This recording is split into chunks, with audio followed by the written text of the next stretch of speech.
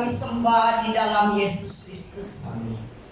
Kami percaya bahwa Engkau adalah Tuhan, Sang Pemberi damai, Sang Pemberi sukacita, Sang Pemberi ketenangan hidup. Saat ini bersama kami rindu untuk mendengarkan firman-Mu pada hari Minggu Advent yang kedua. Kiranya Tuhan Engkau memberkati firman yang akan disampaikan. Pakailah hamba-Mu untuk menyatakan isi hati-Mu. Berkatilah setiap orang yang hadir di dalam ibadah ini, sehingga mereka boleh merasakan damai sejahtera yang Tuhan sediakan bagi orang percaya.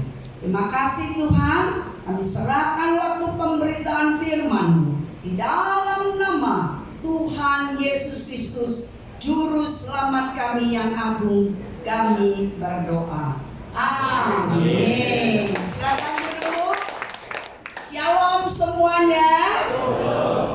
Saudara bahagia? Siapa yang bahagia? Lambaikan tangan. Wow, semua berbahagia. Iya. Tanpa terasa kita sudah memasuki minggu yang kedua bulan Desember di tahun 2024 ini. Di awal tahun kita memasuki tahun 2024, kita selalu merasa, wah bagaimana ya kehidupan kita sepanjang tahun 2024? Ternyata luar biasa. Kita akan mengakhiri tahun 2024 dan sekarang sudah bulan ke-12. Bukankah itu karena kebaikan dan penyertaan Tuhan? Tanpa terasa kita sudah di bulan Desember, bulan kita merayakan Natal ya. Minggu ini ada minggu kedua, secara gerejawi ini adalah minggu Advent yang kedua ya. Bersyukur kita boleh bersama dan kita mau merenungkan firman Tuhan. Pada minggu Advent yang kedua ini temanya adalah yang berhubungan dengan damai ya. Mari kita buka satu bagian firman Tuhan yang diambil dari Yesaya pasal yang ke-9 ayat yang ke-5 sampai dengan ayat yang ke-6. Judul khotbah pada pagi hari ini adalah Jalan Damai di Tengah Dunia yang Gelisah ya. Jalan damai di tengah dunia yang gelisah. Yuk kita baca di Yesaya pasal yang ke-9 ayat yang ke-5 dan ayat yang ke-6. Demikian firman Tuhan katakan. Sebab seorang anak telah lahir untuk kita, seorang putra telah diberikan untuk kita. Lambang pemerintahan ada di atas bahunya, dan namanya disebutkan orang Penasehat Ajaib, Allah yang perkasa, Bapa yang kekal, Raja damai. Besar kekuasaannya dan damai sejahtera tidak akan berkesudahan di atas tata Daud dan di dalam kerajaannya, karena ia mendasarkan dan mengokohkannya dengan keadilan dan kebenaran dari sekarang sampai selama-lamanya. Kecemburuan Tuhan semesta alam akan melakukan hal ini. Saya ingin jemaat untuk membaca ayat yang kelima. Ayo, ayat yang kelima. Flashback. Ya, 1, 2, 3.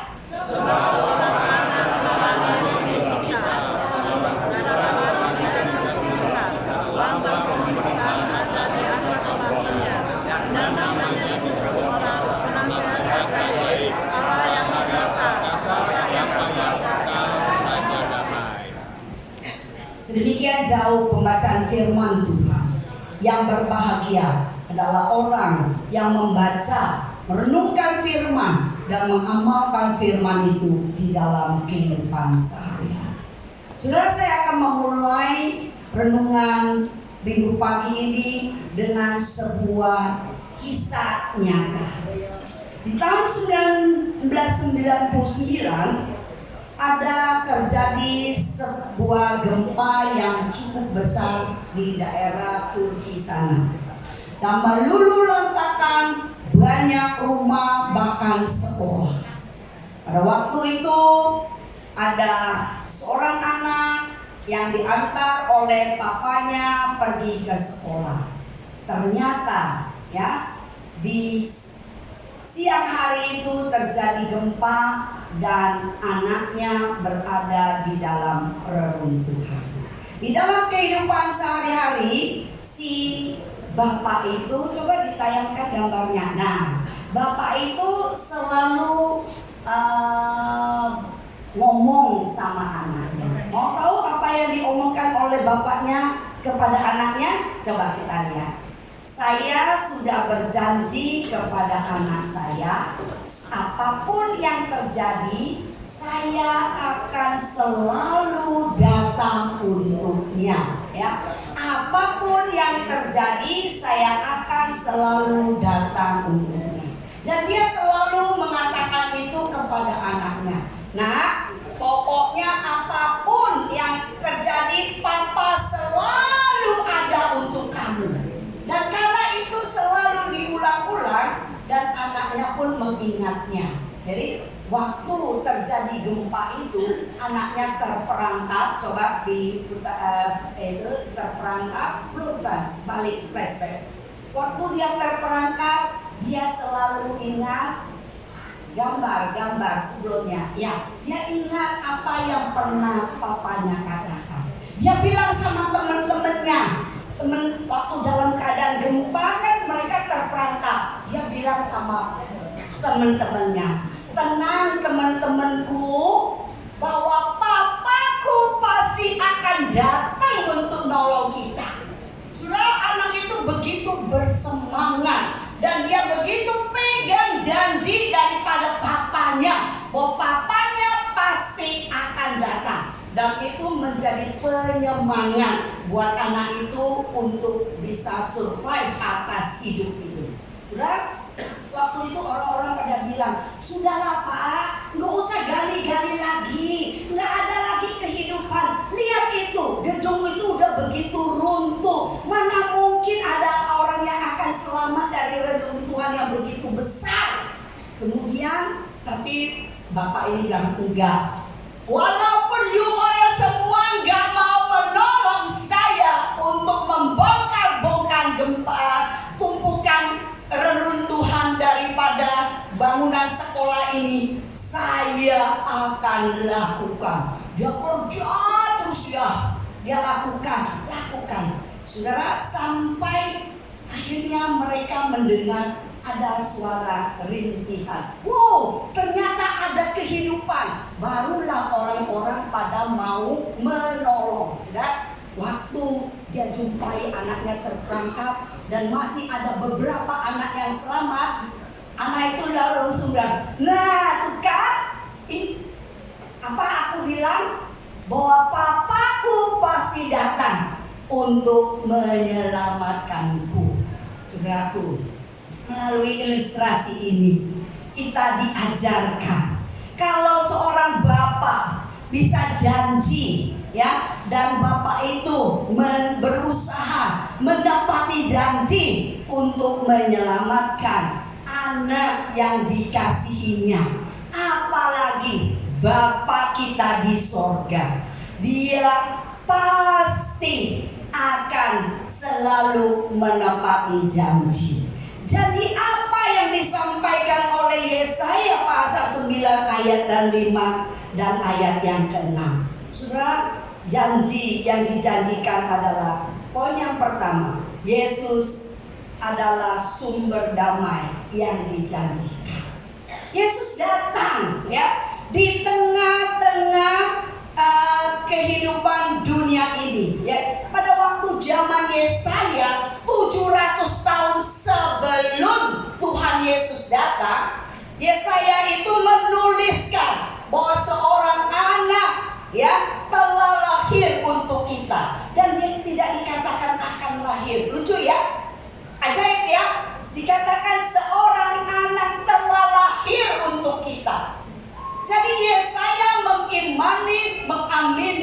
bahwa Yesus yang akan datang 700 tahun yang akan datang itu, bahwa dia sudah dinyatakan hadir dalam kehidupan di dunia ini. Sudah, orang-orang Israel pada waktu itu di tengah-tengah kesusahan, kesulitan, mereka belum merasakan akan kehadiran daripada Yesus. Karena Yesus hadir ke dunia 700 tahun setelah dinubuatkan oleh Nabi Yesaya. Ini sungguh sangat luar biasa. Ya, Yesus sumber damai yang dijanjikan itu telah datang 2000 tahun yang lalu.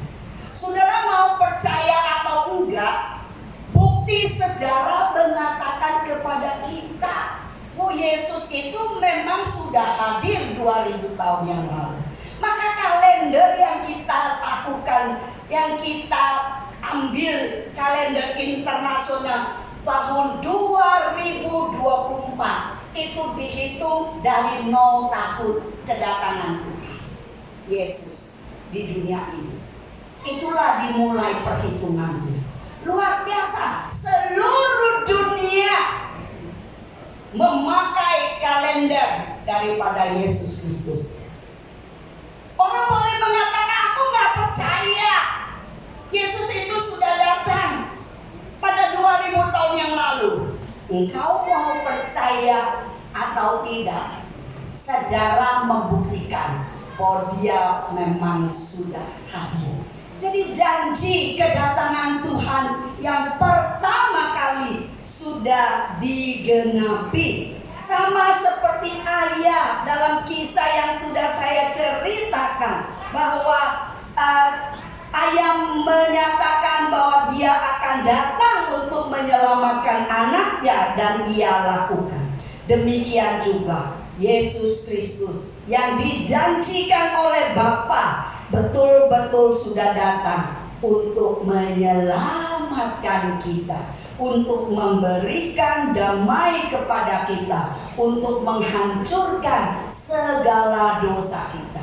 Tadi lagu pujian, bahwa memang darah Yesus sudah menyucikan kita, bahwa darah Yesus sudah memberikan damai sejahtera kepada kita. Namun, saudaraku, di tengah dunia yang penuh dengan ketidakpastian, kita sering kali agak ragu, benar gak sih janji Tuhan untuk memberikan damai itu boleh saya alami?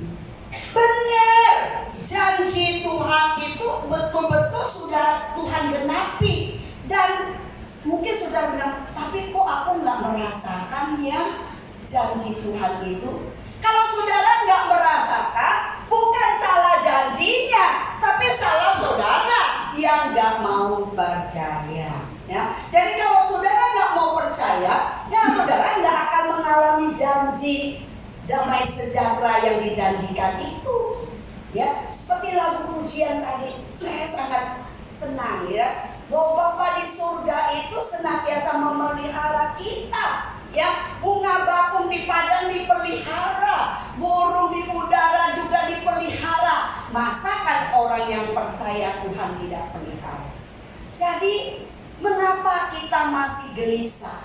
Mengapa kita masih ragu? Mengapa kita tidak percaya bahwa sumber damai yang dijanjikan itu betul-betul akan kita alami? Saudara, kalau kita belum mengalami, kita coba koreksi diri kita. Kenapa ya Tuhan, aku kok masih gak damai hati saya? Malam-malam masih gak bisa tidur. Siapa yang masih gak bisa tidur malam hari? Tunjuk tangan. Ada yang senyum-senyum. Berarti ngaku dia bahwa malam-malam dia gak bisa tidur. Saya mau katakan, kalau orang malam-malam gak bisa tidur, berarti ada sesuatu yang dia pikirkan, ada sesuatu yang dia khawatirkan, sehingga membuat pikirannya itu terus bekerja, sehingga otaknya itu gak bisa istirahat. Jadi resepnya gimana dong Ibu supaya aku bisa tidur? aku juga nggak mau tuh kalau nggak bisa tidur. Resepnya ketika engkau nggak bisa tidur, engkau datang pada Tuhan, engkau berlutut, ya, engkau naikkan lagu penyembahan, kemudian engkau baca, ya, baca Mazmur atau baca firman Tuhan yang bagian yang lain terserah. Saya jamin dalam tempo setengah jam atau 1 jam pasti Anda akan tidur dengan Tuhan. Saudara boleh taruh duduk di tempat tidur, di sandaran, saudara nyanyi, kemudian saudara baca firman, saudara doa. Yakin pasti tertidur. Ya, kalau nggak bisa tidur juga telepon saya ada resep yang lain.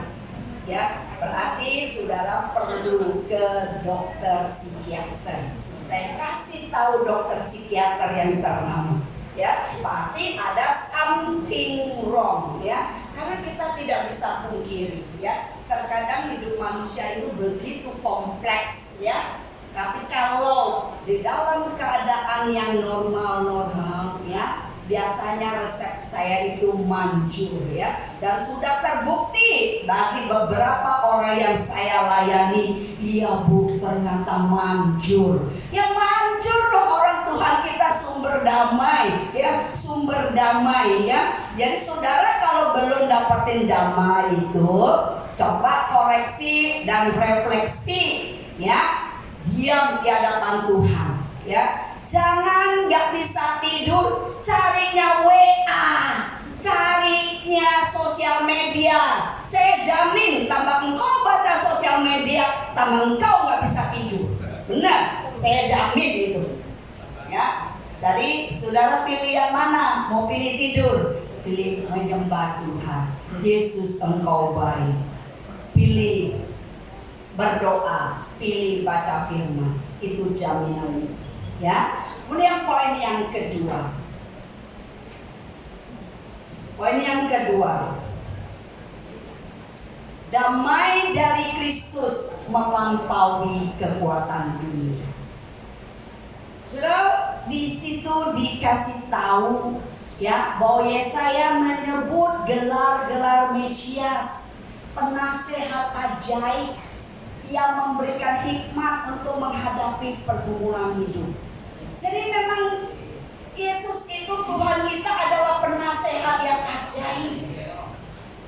Tapi lucunya kita tahu firman Tuhan mengatakan bahwa Yesus Kristus adalah penasehat yang ajaib. Namun kita tidak mau datang kepada Dia yang adalah penasehat yang ajaib. Malah datang ke bisnis konsultan, ya, bayarnya mahal-mahal, ya, atau datangnya ke konselor, ya, bayarnya mahal-mahal, tapi belum tentu mendatangkan hasil. Saya tidak mengatakan tidak mendatangkan hasil, belum tentu, ya. Tetapi ketika engkau datang kepada penasehat yang ajaib, yaitu Yesus Tuhan, Dia mampu menjadi penasehat yang ajaib. Dia mampu menjadi pribadi yang memberikan jalan keluar. Sayangnya, ya, anehnya orang percaya itu seringkali tidak mau datang kepada Tuhan sebagai penasehat ajaib. Lebih seneng tanyanya sama temen, aku nih begini-begini loh. Bukan gak boleh, boleh. Tapi sebelum curhat sama temen, ya, curhat dulu sama siapa? Tuhan Yesus yang adalah penasehat ajaib. Dia sanggup memberikan jalan keluar. Tanya sama Tuhan, Tuhan, siapa yang Tuhan utus di dunia ini untuk menjadi penasehat saya? Jadi jangan curhat sembarangan orang, ya. Apalagi curhatnya di sosial media. Saudara akan ditertawakan oleh orang dunia. Ini orang Kristen kok begitu? Katanya Tuhannya hidup, katanya Tuhannya ajaib. Tapi coba tuh dia lihat tuh, dia ngomong apa tuh di sosial media, ya. Jangan bawa pergumulanmu ya, tulisnya di sosial media untuk mendapatkan jalan keluar. Percayalah, nggak akan ada jalan keluar yang Anda temui di sosial media. Pusing iya, karena nanti tanggapan dari si A begini-begini, si B begini-begini, si C begini-begini. Waduh, puyeng kita mau pilih yang mana. Tetapi kalau engkau datang kepada Tuhan yang adalah penasehat yang ajaib, engkau akan melihat jalan keluar yang luar biasa. Seorang tokoh yang luar biasa yang saya kagumi yang bernama George Muller. George Muller ini sekalipun dia hidup di kurang lebih abad, ya hampir abad ke-19, tapi dia luar biasa. Dia punya hati yang melayani, ya. Walaupun sebelumnya dia adalah orang yang nakal, ya, tapi setelah dia bertobat dia menjadi seorang yang penuh dengan kemurahan hati, yang bahkan dia dipercaya untuk melayani, untuk mengasuh 10.000 anak panti di dalam zaman kehidupannya, ya. Gampang atau sulit untuk merawat orang, untuk mengasuh 10.000 anak-anak?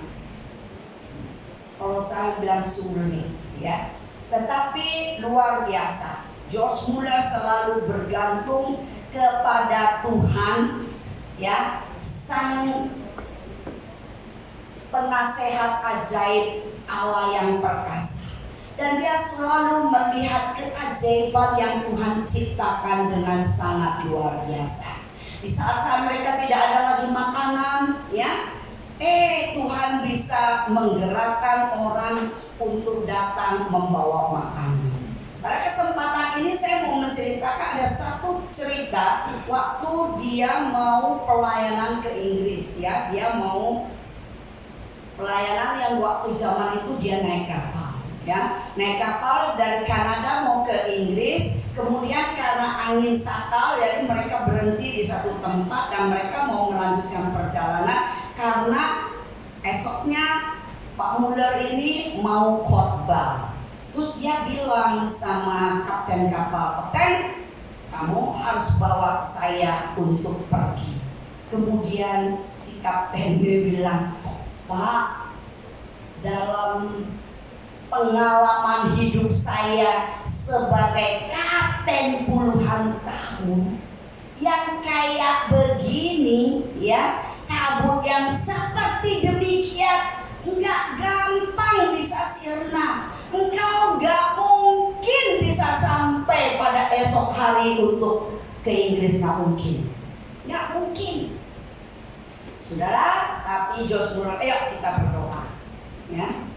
Saudara, akhirnya berdoa, George Muller berdoa, minta Tuhan untuk membuat kabut yang gelap itu menjadi cerah supaya pelayaran boleh berlanjut. Tapi si kapten itu karena nggak enak hati ikut juga berdoa. George Muller tahu si kapten ini nggak percaya. Jadi setelah doa, amin. Kapten ini gaya-gayaan juga mau ikut berdoa. Kemudian George Muller, udah kamu nggak usah doa. Saya sudah doa, katanya. Kamu nggak percaya, jadi kamu nggak usah doa. Sudah, yuk kita keluar. Pas keluar, apa yang terjadi? Mereka lihat benar kabut itu, ya, yang tadi begitu tebal mulai terang. Dia boleh melakukan pelayaran.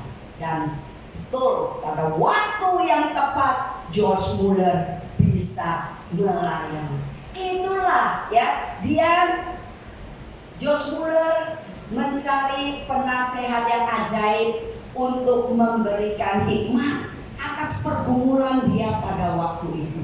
Apa kata dunia? Mau pelayanan sudah janji sama orang, tahu-tahu nggak datang. Orang sudah pada berkumpul. Saudara, itulah karena Allah yang kita percaya adalah Allah yang perkasa, yang memiliki kekuatan untuk menolong kita melewati badai. George Muller mengalami badai yang beneran, ya, kabut yang begitu tebal yang gak mungkin bisa melakukan pelayaran. Tapi Tuhan yang dipercaya oleh George Muller dan Tuhan yang dipercaya oleh kita sanggup melakukan dengan sangat luar biasa. Amin. Amin. Saudara, aminnya tuh bener-beneran enggak? Bener-bener percaya enggak? Apa hanya karena amin-amin aja? Betul, harus percaya. Kalau saudara percaya, badai apapun yang engkau jumpai di dalam kehidupannya, Yesus Tuhan sanggup menyelesaikan bagi kita. Saudara, kalau semakin kita lihat berita atau kita baca berita, wow, kita kayaknya bikin hati kita gundah gulana, ya. Wah, tahun 2025 ini kelihatannya yang akan kita masuki ini bukan tahun yang cerah, ya, tapi bisa menjadi resesi. Tadi pagi aja saya sudah mendengar berita, saya udah mau ke gereja, si Pak Anto menyetel berita. Beritanya juga bikinnya nggak nyaman juga. Dibilang, wah, di Shanghai banyak toko-toko yang tutup, ya, karena mereka tidak lagi mampu bayar sewa, ya. Kemudian dikatakan lagi banyak orang-orang pada pulang kampung aja karena di kampung biaya hidupnya lebih murah daripada di kota Shanghai, ya. Mungkin kita juga saat ini pikir, iya nih, kota Jakarta juga nih, waduh aku mau pulang kampung lah, apalah, ya. Pikiran kita mungkin semakin kita mendengar berita, semakin kita mengalami kegelisahan. Saya mau mengatakan, kalau tahun 2024 yang orang juga ramalkan hidupnya seperti ini bisnisnya, pokoknya nggak ada yang enak aja diramalkan orang. Tapi ternyata kita sudah melewati. Memang saya nggak bisa pungkiri, saat ini apa-apa mahal. Dulu saya bawa 250 ke pasar, saya sudah bisa belanja untuk seminggu. Tapi sekarang dengan 250 saya nggak bisa belanja untuk seminggu. Seminggu udah habis. Iya betul, nggak cukup. Saudara, kan saya ini sukanya makan pocai. Saya waktu kaget pergi ke pasar, pocai berapa sekilo? 80.000. Beli seperempat aja udah 20.000. Terus saudara tahu nggak? Biarpun aku suka makan pocai, aku nggak jadi beli 80.000 coy. Wow. Terus akhirnya saya ganti dengan cai yang lain, ya. Saya beli tauge, kemudian supaya ada cainya yang hijau-hijau, saya beli yang kucai, gitu kan. Pakai tahu, tauge, kucai, enak juga tuh. Kalau nggak ada pocai, kucai pun boleh. Kita syukuri aja. Jadi hidup kita itu lebih damai. Oke lah, dunia ini boleh bikin kita gelisah, semua serba mahal. Ya udahlah, kalau gaji nggak naik, nggak apa-apa. Tapi pengeluaran kita yang kita iritin, betul nggak? Kalau biasanya, seminggu 2 kali makan di resto, kok dikurangi 10 hari sekali baru makan resto. Kan boleh-boleh aja kan? Soal orang ribut, waduh pajak nih naik 12%. Kalau kita makan di restoran 100.000, kita mesti bayar 112.000. Ya kalau begitu, kalau lu rasa sulit bagi kamu untuk bayar 12.000 untuk bayar pajak, ya udah masalah tauge pakai kucai, pakai ikan asin, bisa toh kita tetap lewati hidup? Bisa nggak? Siapa yang setuju dengan saya? Wah, semua setuju. Ya, tapi jangan sampai nanti bapak-bapak ini tambah pelit kasih ibu-ibu duit. Kasihan mereka untuk mengelolanya, ya.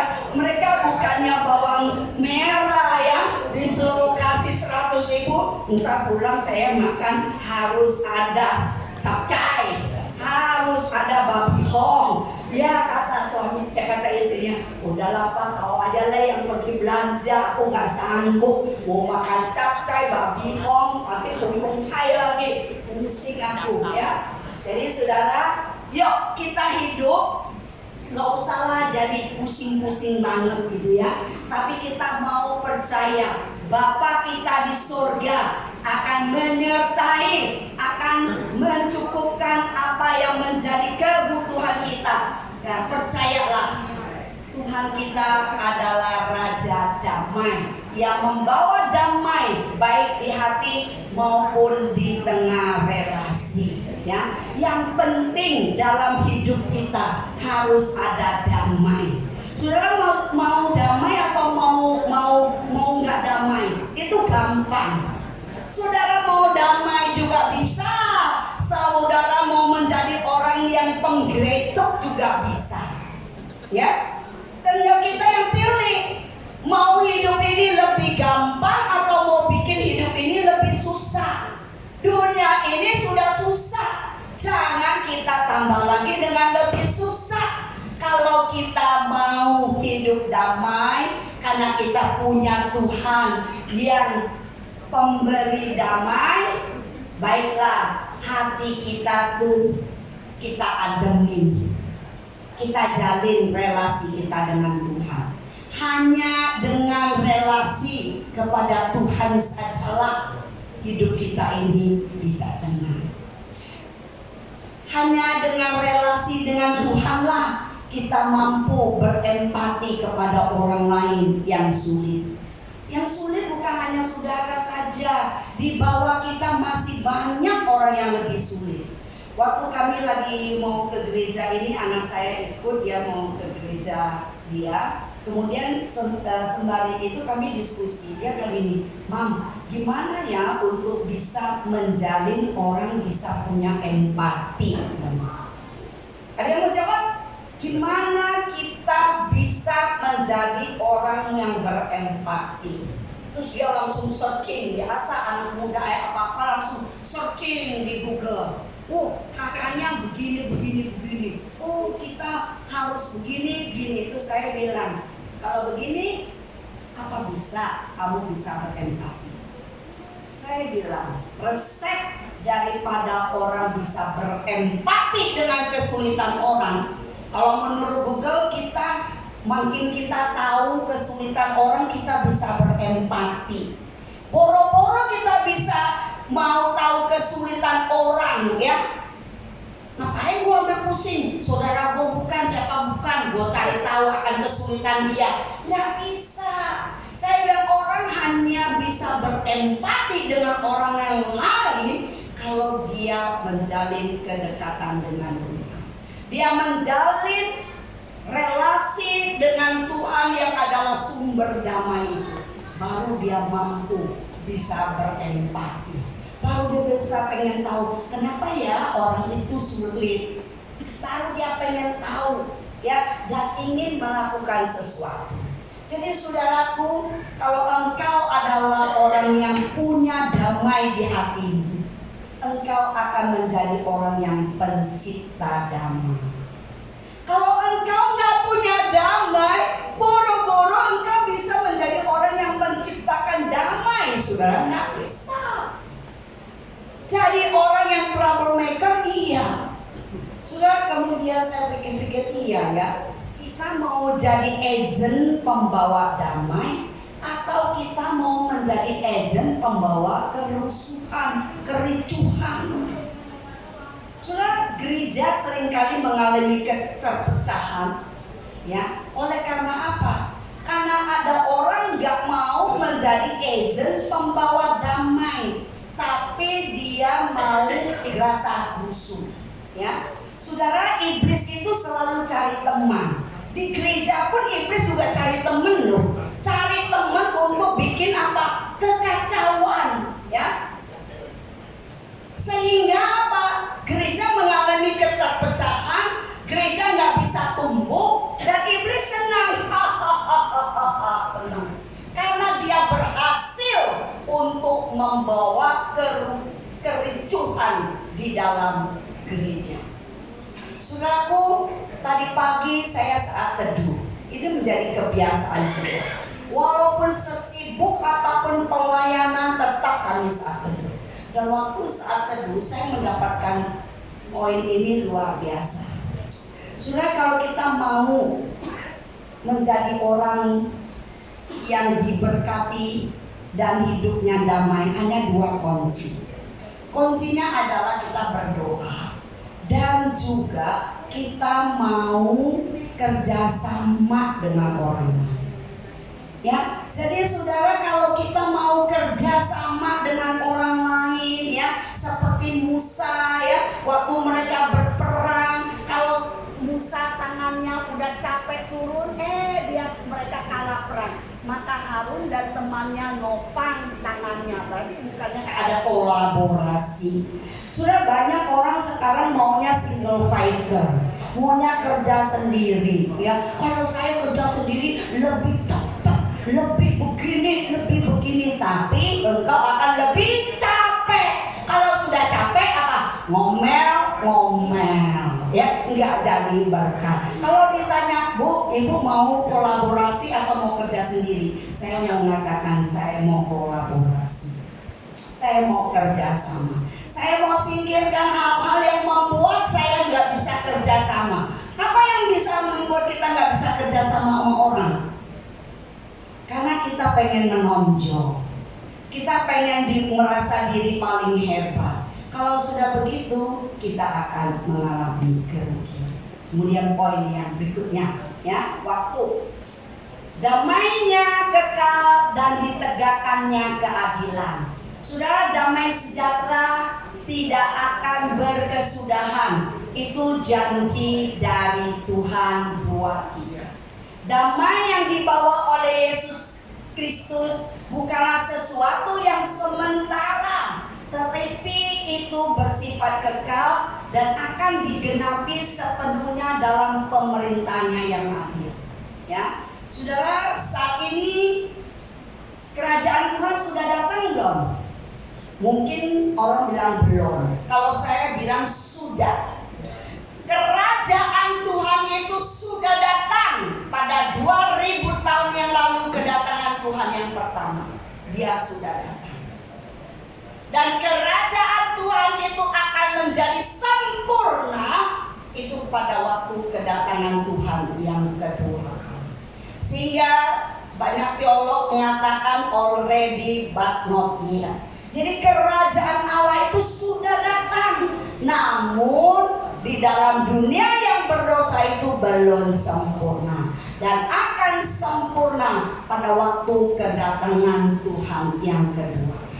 Tapi saudara, maukah kita, ya, menjadikan diri kita agen pembawa damai, ya, sehingga di dunia yang penuh dengan ketidakadilan dan penderitaan ini membuat kita bisa memberikan kesejukan kepada orang yang berada di sekitar kita, pada keluarga kita, kepada masyarakat di gereja, atau tetangga kita, atau teman kerja kita.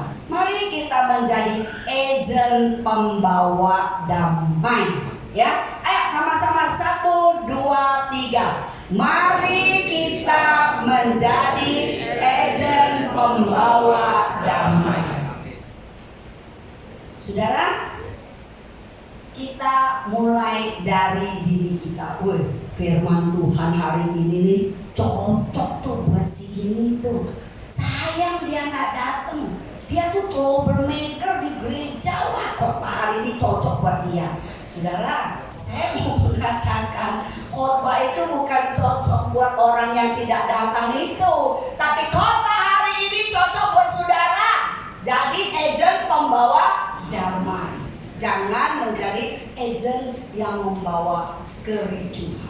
Ya, di mana kita berada orang merasa rindu. Aduh, sayangnya si Pak Lai nggak datang. Aduh, kalau Pak Lai nggak datang kayaknya kurang komplit. Itu yang kita mau. Jangan sampai mudah-mudahan Pak Lai nggak datang. Kalau dia datang, aduh, malah kok pusing, komplain terus gitu ya. Ini hanya contoh aja ya. Saya nggak berani contoh yang lain loh. Saya tahu Pak Lai orangnya nggak gampang tersinggung. Nanti saya jadiin contoh. Ini saudara. Jadi gitu. Kita harusnya, waduh sayang. Kalau orang itu nggak datang, kita orang merasa rindu akan kehadiran kita. Jangan sampai orang begini, mudah-mudahan dia nggak datang, mudah-mudahan dia halangan. Waduh, itu celaka itu kalau begitu ya. Jadi mari kita menjadi agent pembawa damai. Pernah nggak kita berpikir begitu? Ayo jujur, pasti pernah. Mudah-mudahan orang itu nggak datang ya. Pasti pernah lah. Kalau saya mau jujur, saya juga pernah kok. Kalau saya mau jujur, pasti. Saya jujur, saya pernah juga.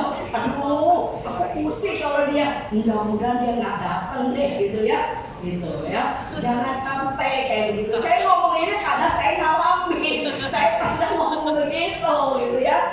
Tapi Pak Lai enggak, Pak Lai mau orang istimewa. Kehadirannya selalu dirindukan. Jadi saudaraku, kemudian mari kita katakan ya bahwa kita mau jadi agent pembawa damai. Kita percaya bahwa hidup kita penuh dengan pengharapan. Ayo bagian yang terakhir. Ada lagi? Oh, masih ada kah? Oh, mungkin saya potong hari ini nanti. Ya, karena saya takut waktunya nggak cukup jadi saya. Jadi saudaraku, sebenarnya yang berikutnya adalah tentang pengharapan. Ya, poin yang aku mau bahas ini memberikan kita pengharapan yang teguh untuk masa depan. Saudara, mau nggak kita hidup mempunyai pengharapan? Kalau saudara nggak punya pengharapan, ujung-ujungnya saudara akan mengatakan, enaknya mau mati deh, bunuh diri deh, sedih deh. Kalau kita sampai punya pikiran begitu, kalau sampai saudara yang ada di sini tidak lagi punya pengharapan dan bilang mendingan aku mati aja, saya sedih. Pak Andreas juga sedih, Pak Lai juga sedih, Pak Junta juga sedih, Pak Paulus juga sedih. Karena apa? Gagal kita melayani di tempat ini. Kalau ada teman-teman yang berpikir saking susahnya hidup mau bunuh diri. Orang yang punya pengharapan akan masa depannya tidak pernah akan berpikir yang namanya bunuh diri. Sesulit apapun, segelisah apapun hidupmu, tapi engkau punya Tuhan yang luar biasa. Kalau engkau yakini bahwa Tuhanmu adalah Allah yang perkasa, penasehat yang ajaib, Dia sanggup melakukan segala perkara. Jangan ada dalam kamusmu satu kata yang namanya bunuh diri.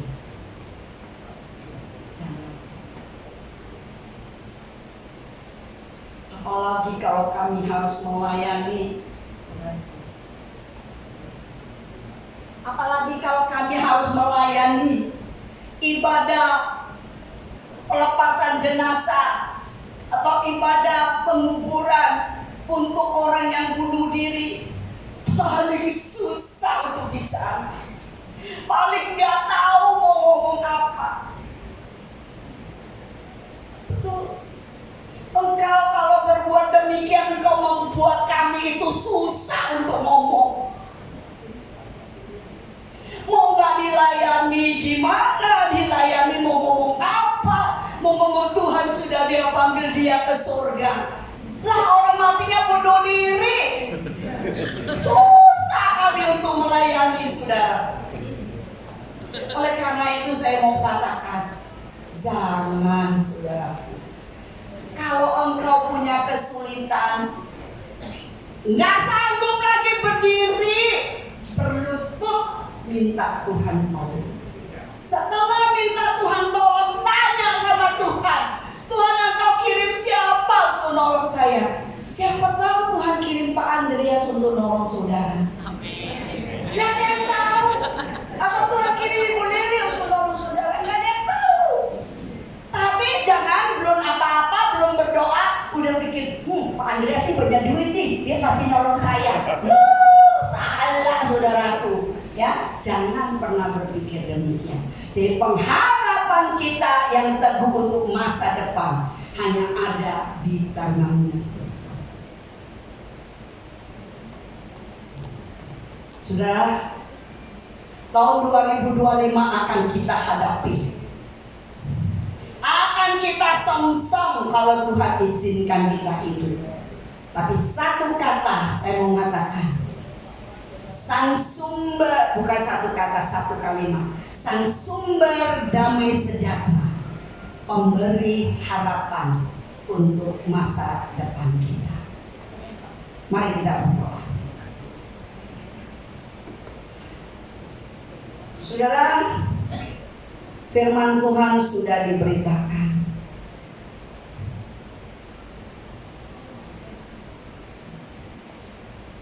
Saat ini kita tahu bahwa hidup di dunia ini yang saat ini sedang kita jalani ini tidak mudah. Tapi sebagai umat Allah, kita dipanggil untuk hidup sebagai agen pembawa damai, pembawa harapan bahwa Kristus sudah datang ke dunia ini dan sudah menggenapi banyak hal. Saudara, biarlah kita hidup menjadi saluran damai bagi orang-orang yang di sekitar kita, bagi jemaat Tuhan di tempat ini, bagi masyarakat di tempat kita berada, dan bahkan yang juga teman-teman kerja kita. Tuhan, tolonglah agar kami menjadi orang yang menyalurkan damai sejahtera yang Tuhan sudah berikan kepada kami. Saudaraku, jika engkau mengatakan saya mengalami kegelisahan, saya nggak bisa tidur, mari engkau taruh tangan di atas dadamu. Aku mau berdoa bagi engkau. Siapa lagi? Siapa lagi? Siapa lagi? Tuhan, engkau lihat tangan-tangan yang telah tertaruh di atas dada. Mereka mengalami kegelisahan di dalam kehidupan mereka, sehingga berdampak mereka tidak bisa tidur dengan baik di malam hari. Tuhan, tolonglah, bantulah mereka, supaya mereka boleh melepaskan segala pikiran yang menghimpit mereka, beban hidup yang menghimpit mereka. Tuhan, tolong. Terima kasih Tuhan, kami serahkan mereka semuanya ke dalam tangan-Mu. Tuhan, tolong agar sang sumber damai sejahtera itu hadir di dalam hidupnya, hadir menaungi hati mereka, sehingga mereka dimampukan untuk mempunyai ketenangan hidup. Terima kasih Tuhan, terima kasih Tuhan. Ya Allah, kami bersyukur kepadamu, berterima kasih akan janji-Mu yang tak pernah gagal di dalam kehidupan kami. Kami bersyukur ya Yesus, Engkau telah mengirimkan, Engkau telah datang sendiri ke dalam dunia ini untuk menjadi Raja Damai, untuk membawa pengharapan di tengah dunia yang penuh dengan kegelisahan ini. Tuhan, tolong kami, untuk kami boleh menerima damai sejati dari-Mu, untuk menjadikan kami pembawa damai bagi orang lain. Di dalam nama-Mu saja ya Tuhan, kami berdoa dan kami berserah. Kami percaya bahwa Engkau Tuhan akan menyediakan kedamaian dan pengharapan kepada kami. Kami tahu ini semua dimampukan kalau kami mampu hidup penuh dengan ucapan syukur. Terima kasih Tuhan untuk kebaikan-Mu, ya, untuk banyak hal yang Kau perbuat di dalam hidup kami. Di dalam nama Tuhan Yesus kami berdoa dan mengucap syukur. Amin. Saya ingin mengajak kita menyanyi satu pujian. Banyak yang Kau